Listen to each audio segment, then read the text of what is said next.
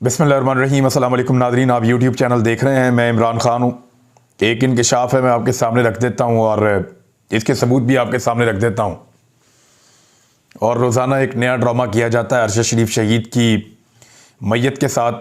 कभी उनकी तस्वीर निकाली जाती हैं और कहा जाता है कि 3 घंटे तक तशद्दुद हुआ, कभी कुछ कहा जाता है, कभी कुछ। आज कुछ अकाउंट्स सोशल मीडिया के ऊपर अरशद शरीफ शहीद की वालदा के ऊपर उंगलियां उठा रहे थे। उसने इस मुल्क को 3 शहीद दिए हैं। वो शोहदा की वारिस है, इंसाफ लेने के लिए व्हील चेयर पे अदालत आई है। उन मनाजिर ने पूरे पाकिस्तान को हिलाकर रख दिया है, लेकिन कुछ पत्थर दिल हैं, वो अभी भी नहीं पिघल रहे। ठीक है, आपकी मर्जी है, लेकिन हकायक तो हकायक रहेंगे, उनको तब्दील नहीं किया जा सकता। जिन्होंने FIRs करवाई, जो FIRों के मुद्दई बने, जिन्होंने FIRs दी, वो सारे यहाँ पाकिस्तान में हैं। या तो कानून का सामना करेंगे और एक्सपोज होंगे, क्योंकि हकायक को बदला नहीं जा सकता। जिन्होंने धमकियां लगाई उनके बारे में अरशद शरीफ बता चुके हैं। बाकी लोग यहाँ मौजूद हैं, वो सारा कुछ बताएंगे। हकायक को तब्दील नहीं किया जा सकता। अरशद शरीफ की करैक्टर असैसिनेशन की कोशिश की जा रही है कि उनके कमरे से कुछ ऐसी चीजें मिली हैं और उनको डिस्कस किया जा रहा है। मैंने थोड़े दिन पहले आपको कहा था कि अब एक नया गेम तैयार कर रहे हैं ताकि इस मामले को कोई और रंग दिया जा सके। जैसा कि ये कोई गैरत का मामला था, जैसा कि कोई इस तरह की चीज आई है।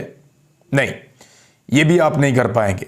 मैं आपको बताता हूं और सबसे बड़ी चीज अभी एक्सपोज करूंगा, उससे आपको समझ आएगी कि एक्चुअली गेम हो क्या रहा है। ये मैंने अभी नोट किया है। मुझे एक नौजवान है, उन्होंने कॉल किया और पाकिस्तान से ही कॉल किया। वो कंटिन्यूसली अरशद शरीफ शहीद के तमाम अकाउंट्स को फॉलो करते थे। वो यूट्यूब पे फॉलो कर रहे थे, वो फेसबुक पे फॉलो कर रहे थे, वो ट्विटर पे फॉलो कर रहे थे। हर जगह पे वो अरशद शरीफ शहीद को फॉलो कर रहे थे।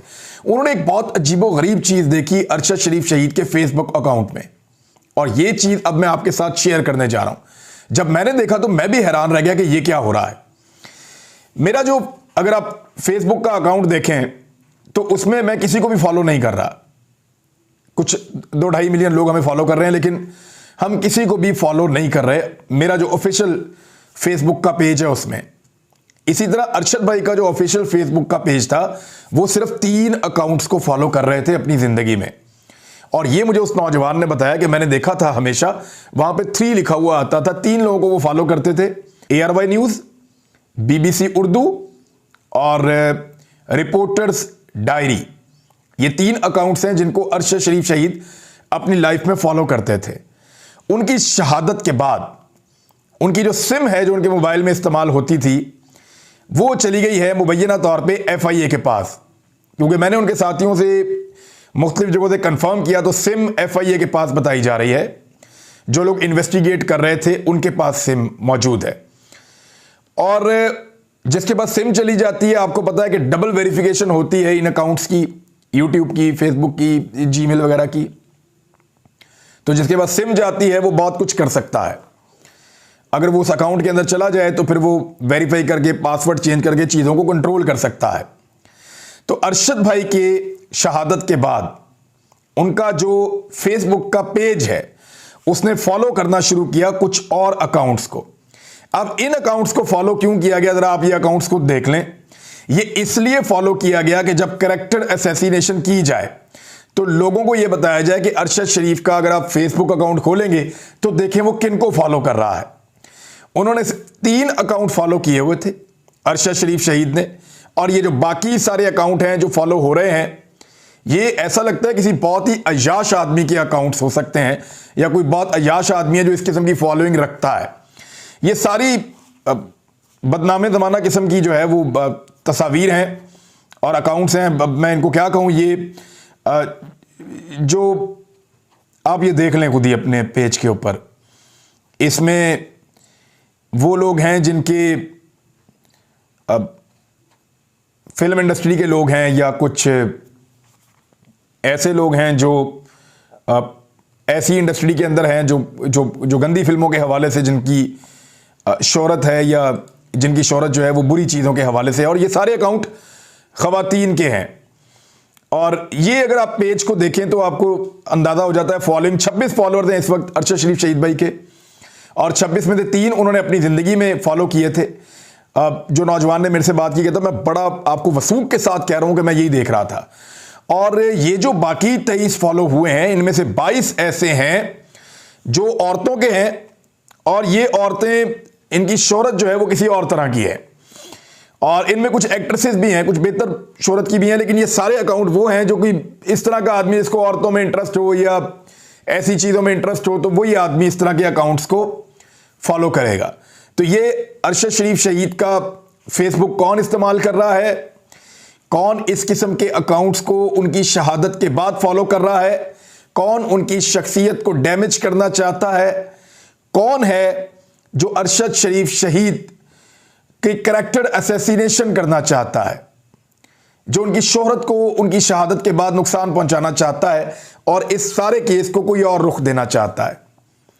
इस पहलू को जरूर देखा जाना चाहिए और इसके ऊपर इंक्वायरी होनी चाहिए। जो नई team chief justice of Pakistan ने हुक्म दिया है कि एक जीआईटी बनाई जाए जिसमें वो लोग ना हो जिनके ऑफिसर्स के ऊपर इल्जामात हैं, उन इदारों के लोग ना हो, बाकी जगहों से लोग लिए जाएं और वो फिर तहकीकात करें, छानबीन करें।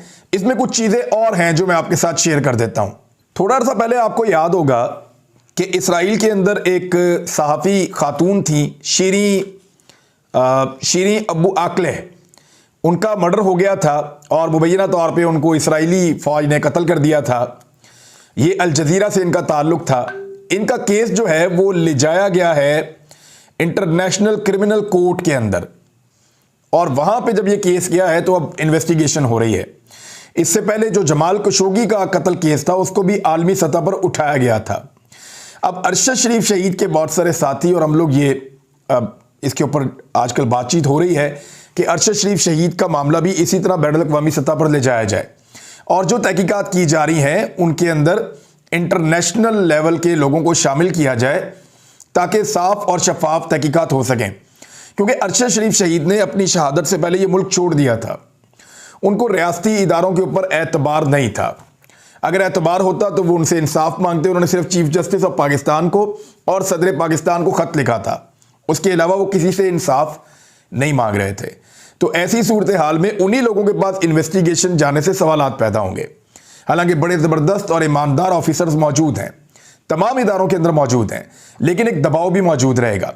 अगर कुछ बैनुल अक़वामी लोग इस इन्वेस्टिगेशन के अंदर शामिल हो जाएं, सहाफ़ियों की आलमी तंजीमें हैं, अगर उनको शामिल किया जाए, अब इसके ऊपर खतो किताबत हो रही है, तो उनकी शमूलियत के बाद जब इंटरनेशनल क्रिमिनल कोर्ट भी इस मामले को देखे और फिर आलमी सतह के ऊपर कुछ लोगों को शामिल किया जाए इस इन्वेस्टिगेशन में, तो ये ज़्यादा नीट और क्लीन हो जाएगी, इसके ऊपर ज़्यादा लोगों को एतबार होगा।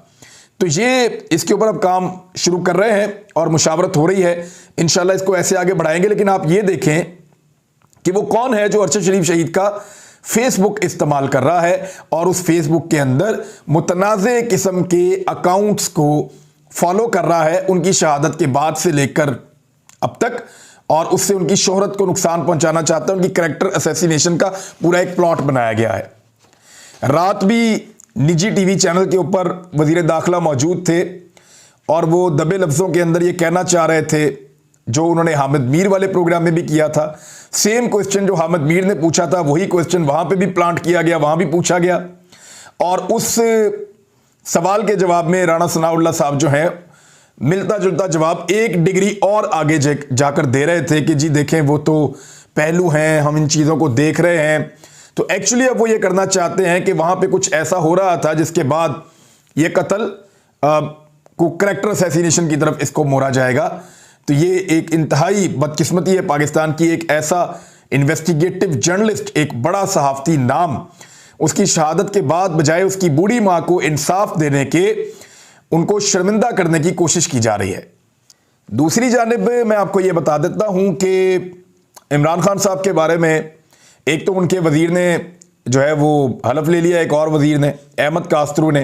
पाकिस्तान तहरीक इंसाफ क्लेम कर रही है कि इमरान खान साहब काबीना में इस तौसीह से लाइलम थे, उनको पता ही नहीं था, और ये कहा जा रहा है कि वो ये समझे कि सिर्फ एक पोर्टफोलियो मिलेगा उनको, लेकिन वो वज़ीर के तौर पे हलफ उठाएंगे, उनको ये पता नहीं था। लेकिन कुछ लोग ये क्लेम कर रहे हैं कि इमरान खान साहब को पता था और वो जानते थे और उन्होंने मुबारकबाद दी थी। अब ये दो अलग अलग चीज़ें हैं, लेकिन इससे वाकई में इमरान खान साहब के मौक़िफ़ को, उनकी पार्टी के मौक़िफ़ को नुकसान पहुंचा है कि वो फौरी तौर पे पाकिस्तान में असम्बलियाँ तहलील करना चाहते हैं। लेकिन शाह महमूद कुरैशी साहब ने कहा कि इमरान खान चंद दिनों में असम्बलियाँ तोड़ देंगे। चंद दिनों का मतलब होता है 5-7 दिन, एक हफ्ते के अंदर ही चंद दिन होते हैं, वरना फिर आप एक हफ्ता कहते हैं या 2 हफ्ते कहते हैं। चंद दिन का मतलब होता है एक्चुअली, जो हम इसका सहाफ़ती ज़बान में मतलब लेते हैं, 3 से 5 दिन, कि ये चंद दिन होते हैं। तो अगर इतने दिनों में इमरान खान साहब असम्बलियाँ तोड़ देंगे तो फिर तो पाकिस्तान इलेक्शन की तरफ फौरी तौर पे जाएगा। लेकिन कुछ सोर्सेज ये कह रहे हैं कि ऐसा नहीं होगा और इसको रोकने का बंदोबस्त किया जा रहा है। और कुछ इमरान खान साहब की पार्टी के अंदर लोग भी और चौधरी परवेज़ इलाही साहब भी, वो ये नहीं चाहते कि अभी फौरी तौर पे असम्बलियाँ तहलील की जाएं, और वो उसके लिए माहौल पैदा कर रहे हैं कि असम्बलियाँ तहलील ना हो। PMLN भी ये नहीं चाहती, पीपल्स पार्टी भी इस वक्त नहीं चाहती कि असम्बलियाँ तहलील की जाएँ। लेकिन शाह महमूद कुरैशी साहब ये कह गए हैं कि रमज़ान से पहले इमरान खान साहब चाहते हैं कि इंतखाबात हो जाएं और फिर पंजाब और खैबर पख्तूनख्वा में हुकूमतें बन जाएं। अगर तो ये वफाकी हुकूमत जो है वो साथ में तहलील नहीं होती और वो पूरे इंतखाबात में नहीं जाते, तो 2 सूबों में कम से कम इंतखाबात हो जाएं। साथ ही साथ उन्होंने कहा कि मुज़ाकरात जो है उसमें कोई पेशरफ्त नहीं हुई है। हमने सदर मुमलिकत आरिफ अलवी साहब के जरिए से कोशिश की है, लेकिन ऐसा हुआ नहीं है। दूसरी जानिब फजलुर रहमान साहब ये कह रहे हैं कि इलेक्शन 1 साल मजीद आगे बढ़ाने का सोच रहे हैं, और ये बात उन्होंने एक दफ़ा नहीं की, उन्होंने कई मरतबा की है, और ये बिल्कुल उसका कोई ना कोई कानूनी रास्ता बना रहे हैं। वो ये कह रहे हैं कि हम तो इलेक्शन मजीद 1 साल आगे बढ़ाने का सोच रहे हैं। वजह यह है कि इस वक्त सिचुएशन आउट ऑफ कंट्रोल है, कोई भी बयानिया बिक नहीं रहा। इलेक्शन पाकिस्तान में बयानिए के ऊपर खड़े होते हैं या कारकर्दगी के ऊपर। इमरान खान साहब के ऊपर कारकर्दगी बहुत बुरी थी, लेकिन जब PDM ने अपनी कारकर्दगी दिखाई तो इमरान खान साहब की कारकर्दगी सोने की हो गई। लोगों ने कहा कि उनकी तो कारकर्दगी बहुत ही शानदार है, पहले परसेप्शन बनी हुई थी बहुत बुरी है, अब कहा जा रहा है कि बहुत ही कमाल है इमरान खान साहब की एज कंपेयर टू PDM की 13 जमातों के, या बाकी भी लोगों को शामिल कर लें तो उसके बाद बयानिया कोई मौजूद नहीं है, कारकर्दगी अच्छी है नहीं, तो इलेक्शन में जाना नहीं चाहते। और अब एक बयानिया बनाने की और भी कोशिश की जा रही है। फजलुर रहमान साहब, जिन्होंने सारी जिंदगी अमेरिका और यूरोप को यहूदो नसारा के नाम से मुखातिब किया, हमेशा उन्होंने कहा कि यहूदो नसारा, तो इस किस्म की चीज़ें वो हमेशा कहते रहे हैं। लेकिन अच्छी बात है, उन्होंने इमरान खान साहब से सीखा है और इमरान खान साहब की नकल उतारी है। फजलुर रहमान साहब ने जो स्टेटमेंट दिया इमरान खान साहब की नकल उतारते हुए, उन्होंने कहा अमेरिका और यूरोप से दोस्ती करेंगे, गुलामी नहीं। तो ये तो कम से कम, और मैंने देखा इमरान खान साहब ने जो पुराने घाघ सियासतदान है पाकिस्तान में, उन्हें बहुत कुछ सिखाया है। यानी फजलुर रहमान को सिखाया कि अमेरिका के बारे में आप ये कहें कि हमने आपसे दोस्ती करनी है, मगरिब से हमने दोस्ती करनी है, हमने आपकी गुलामी नहीं करनी।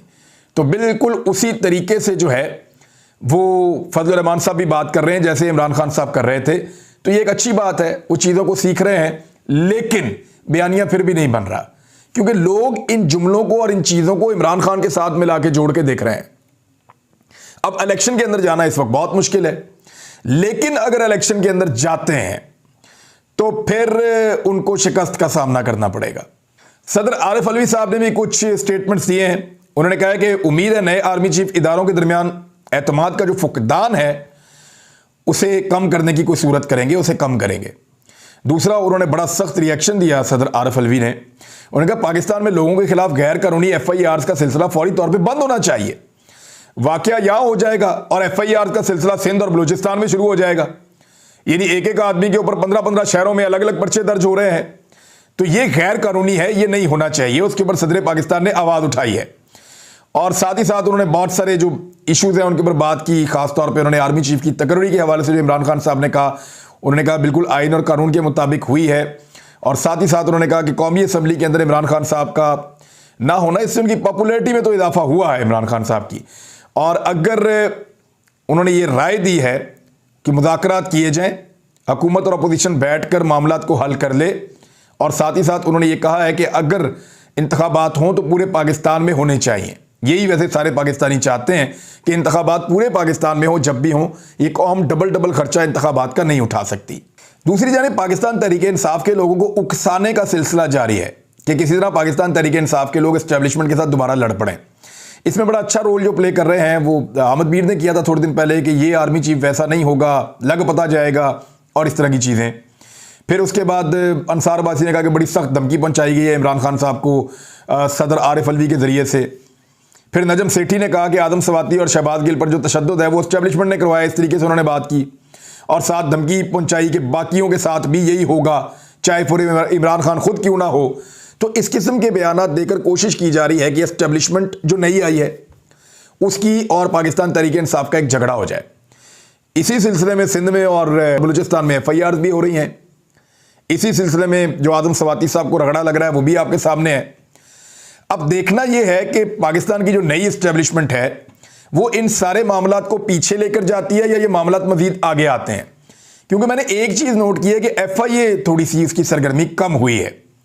उसकी सरगर्मी उस तरह नहीं है जैसे पिछली एस्टेब्लिशमेंट के दौरान उनकी सरगर्मियां थी।